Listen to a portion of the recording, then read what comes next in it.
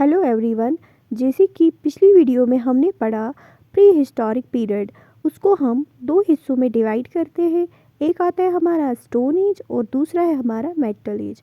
तो आज हम मेटल एज पढ़ने जा रहे हैं। मेटल एज को हम दो हिस्सों में डिवाइड करके देखते हैं। एक आता है हमारा चैल्कोलिथिक एज और दूसरा आता है हमारा आयरन एज। चैल्कोलिथिक एज में कॉपर और स्टोन इन दोनों का यूज़ होता था। The neolithic age is followed by chalcolithic age. तो नियोलिथिक एज के बाद हमारा चैल्कोलिथिक एज आया। Copper was the first metal to be use. Copper को यूज़ किया गया। Used different types of pottery of which black and red pottery was most popular.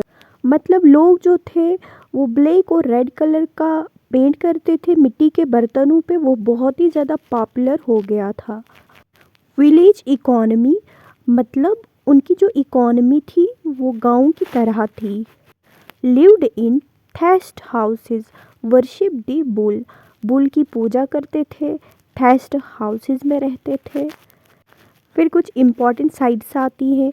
Rajasthan है, महाराष्ट्र है, वेस्ट बंगाल है, बिहार है, एमपी है। ये सारी जो है इम्पॉर्टेंट साइट्स हैं चैल्कोलिथिक एज की। तो अब पढ़ते हैं मालवा वेयर। मालवा वेयर को मालवा कल्चर भी कहते हैं। जितने भी चैल्कोलिथिक में सामान बनते थे सबसे अच्छे क्वालिटी का मालवा वेयर में माना जाता था। फिर है क्याथा कल्चर, ये एमपी से रिलेटेड है। फिर आता है जौर कल्चर, ये महाराष्ट्र में था। महाराष्ट्र के सारे एरिया कवर करता था, खाली विदर्भा एंड कोंकण के अलावा। अब ये विदर्भा क्या है?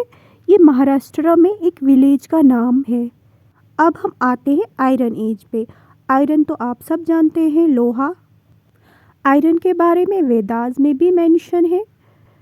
इंडिया के जो सदर्न पेनिसुलर पार्ट है वहाँ पे मेगालिथ्स बैरियर्स के साथ साथ चलते हैं।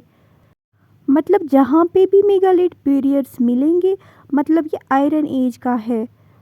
बैरियर्स का मतलब हुआ दफनाना और मेगालिथ्स हो गए लार्ज स्टोन।